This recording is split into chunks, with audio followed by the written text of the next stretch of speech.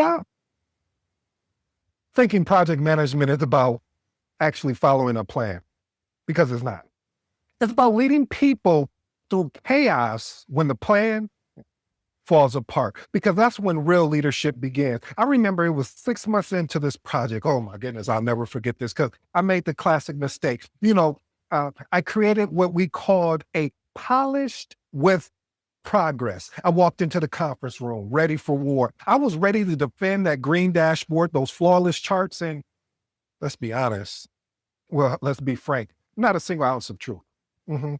I presented something that I started feeling that there was a quiet disconnect between what was showing and what my team was actually living and breathing. On paper, we were perfect. In reality, though, we were struggling. Then our sponsor, Christina, leaned forward, stopped me in mid-sentence and said, "Edward," side note, family, yes, my name is Edward, but there is a difference between Edward and Edward. See, one of those Edwards are more driven around. Someone is trying to get your attention, but I digress. Anyway, Christine said, "Do you really think this plan reflects reality?" The room all just kind of looked around, and then they froze. I could have defended the plan. I hid behind the metrics, but I knew she was right. See, my credibility was on the line, and the truth was the only way out. So I had the clicker in my hand. You know, the thing that changes the slides. I just set it down. I said, "No, Christine, it doesn't. This plan that we have, what we agreed on, is not working, and we need to make it work." I went over to the projector next. I shut the projector down, or actually just closed my laptop. For the next hour, we didn't talk about timelines. We didn't talk about deliverables. We talked about people, the blockers, the burnout, the communication gaps that we all ignored. That day, we rebuilt the project from honesty, not from slides. And that moment is when I learned project management isn't about the perfect blueprint. It's about navigating people, politics, and perception. The sooner you learn that, the faster you'll grow from managing projects to actually leading them. Principle number 1, emotional intelligence over technical brilliance. I love that, family. Technical knowledge helps you plan, but emotional intelligence, it helps you lead.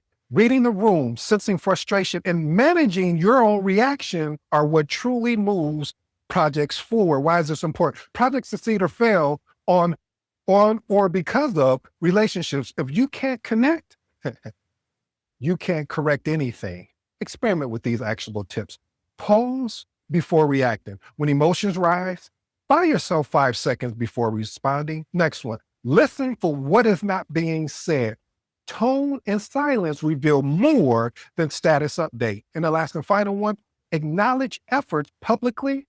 See, recognition builds loyalty faster than any task completion. Here's my professional advice. You'll never regret being calm, but you will often regret being right too fast. And I know what you're thinking.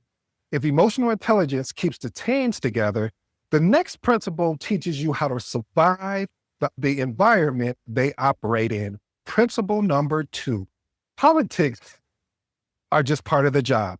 Yeah, I know.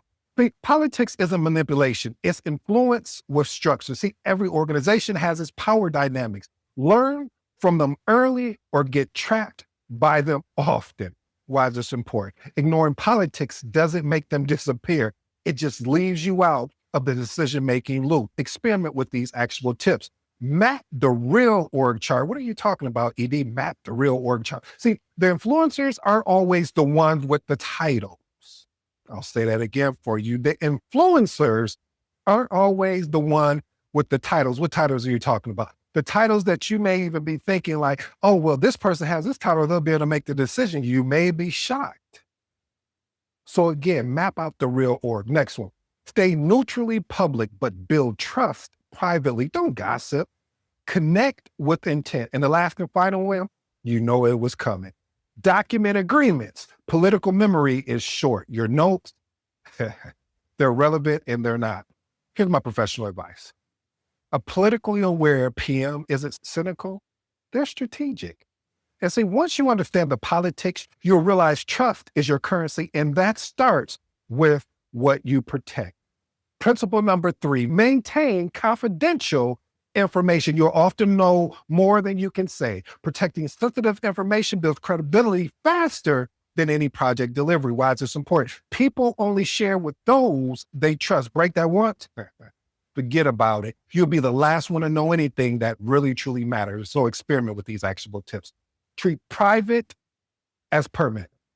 If someone says this stays between us, you better make sure it stays exactly where they left it at.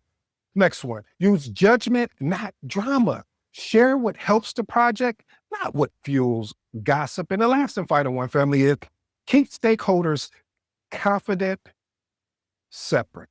Don't cross wires. What different leaders tell you, what this leader shares with you, just keep it with that leader, because what you don't want to do is create an odds of where you're going against other leaders and you end up having to work with them. Here's my professional advice. Your reputation is trustworthy is the quiet asset that wins you your next promotion. And when trust breaks down, there's one failure you can't recover from: poor communication. Principle number 4, projects don't fail. We already know communication does. Again, projects don't fail. We already know communication does. See, misunderstandings, silence, or my favorite, vague updates destroy more projects than any technical issue ever will. Well, let me park here parenthetically. I wasn't going to do this, but I have to, family. The reason why communication is important, and I mean that collectively as a team or even dealing with your stakeholders, is because if you're not getting the information you need to be successful as a project manager, you can't help the project and or the team be successful. And the reason why I believe in it so much is because misunderstanding and silence and vague updates, they will destroy. I watched it destroy more projects than any, and I do mean any technical issue or jargon or anything that could ever happen. Okay, I'm off my soapbox. See, when communication fails, trust erodes, and when trust erodes, the project collapses. Experiment with these actual tips. Translate, don't transmit. Tailor your message for the audience that you're talking to. So if it's business, make sure the information is around business. If it's technical and you're talking with your technical team, make sure it's technical. If it's executive, we need to keep the message at a very high level and have backups in case if they want to go detail. Next one, over communicate during uncertainty. People feel silence with fear. So you want to make sure that you are over communicating when there's any uncertainty. Matter of fact, just always over communicate. And my last and final one, write recaps like they are being audited. Clarity protects you and informs others. Here's my professional advice. If you don't tell your story, someone, and I do mean someone else, will, and they'll probably get it wrong. And I know what you're thinking. You've just figured it out. You start a new project and you realize you're a stranger again. Principle number 5, each new project feels like a new job. I like that, family. See, a lot of times what we don't really talk about, or the unspoken rules, is we know what the definition of what a project is what? Temporary endeavor. What that means and translates to, family, is saying every time when you get a real project, we know that it is temporary endeavor. So there's going to be information that people on your team or stakeholders that have ahead of you. And so every project has its own culture, their own players, and some of the communication that goes on prior to when you even accepting a project. So every time you get a new project, you start fresh every time, whether you like it or not. Why is this important? Success depends on how fast you can integrate, not how fast you can execute. Experiment with these actionable tips. Observe before acting. This is one, if you don't remember anything else today, family, message. If you're new to the episode, anytime I say message, this is something you want to pay attention to. You want to tune in, because what I'm about to share with you is something that will arrest your attention if you pay attention to what I'm saying.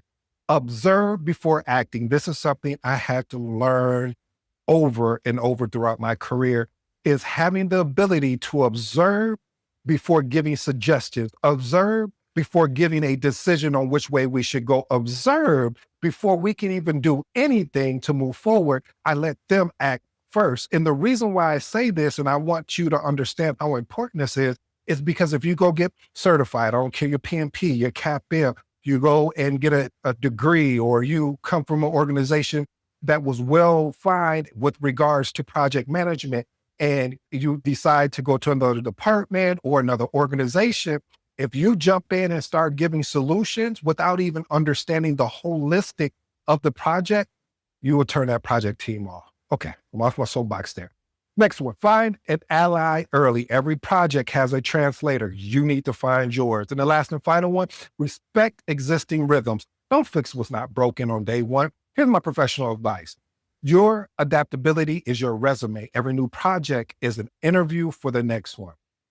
Now that you've seen the challenges of the new environment, remember, no framework saves you from a bad relationships. Principle number 6, people before processes. I love that. It reminds me of the agile values, individuals and interactions over processes and tools. But here we're talking process gives you structure, but people give life to project. Without buy-in, even the best processes fail. Why is this important? Frameworks do not deliver deliverables. Guess who does?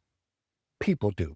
Experiment with these actionable tips. Start with empathy. Ask what's working for you before introducing any change. Next one, simplify steps. If the process adds confusion, I mean chop it up. I mean divide it. Basically what I'm saying, family, is just cut it. And the last and final one, celebrate small wins. People support what they can help build. Here's my professional advice. No methodology is sacred. Adapt the framework to the people, not the other way around. I like that, family. And when people do their part, remember, it's not about your reports.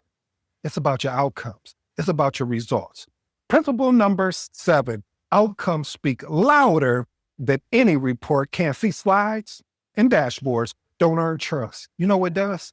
Outcome does. You know what does? Results do. What stakeholders care about is what actually changes. Why is this important? Reports inform, outcomes convinced. Like that, family. See, experiment with these actionable tips. Define success early. Agree on outcomes before measuring progress. Next one, tie every update to an impact. What does that look like? Here's what changed because of our work. Again, here's what changed because of our work. Next one, focus on clarity, not cosmetics. A one-line email with results beats a 20-slide deck any day. Professional advice for you, family. Your deliverables get forgotten. Your results and your outcomes, that's what becomes remembered. And when you focus on outcomes, you learn the biggest secret of all. Leadership isn't about authority. You know what it is about? Influence. See, principle number 8, influence without authority. As a project manager, you rarely have direct power or direct authority. Influence is only your real tool, built through trust, credibility, and my favorite, consistency. Why is this important? You can't order people to care. You have to inspire them to believe. Experiment with these actionable tips. Lead with clarity. People follow directions when they understand. Next one, model accountability. When you own your mistakes, others mirror that behavior. And the last and final one, build credibility before you need it. Influence comes from deposits of trust made over time. I like that, family. Here's my professional advice. Your influence doesn't come from your title. It comes from how people feel after meeting with you. And when you learn to influence without authority, you stop managing tasks and you start leading people, because real leadership isn't built on titles or reports. It's built on the back of trust, on telling the truth, even when it feels uncomfortable. And that takes me back to where this whole entire journey began. Standing in front of those stakeholders, that project team in that conference room, with this flawless fake plan that wasn't real. That moment taught me leadership. It isn't about defending a blueprint. It's about rewriting it together. Here's the truth, family. Here's the truth, family. The truth is there is a blueprint. It's just not the one they teach. It's really not about the charts or templates. It's made of moments where when you stayed calm when things were broken, when you owned your mistakes when others hid, when you led through uncertainty and trust as well as empathy. It's written in trust, in courage, and the willingness to lead when things become uncertain. You won't find this in any particular process. Matter of fact, you'll find it in people, in how you listen, and how you communicate, and how you take full ownership. That's the real piece of the real journey behind project management that nobody talks about. Forget the blueprint and start building your own by leading with integrity, adapting with empathy, and write your own. Because real leaders, they don't follow blueprints. They destroy and rebuild them. So if this message resonated with you, share it with another project manager who needs to hear it. And if you're looking for mentoring or coaching, check the link in the episode. Let's you and I get to work. Oh, by the way, I go by the name of ED. For all you smart and intelligent folks out there, hey, listen, that just simply means Ed. Until next time.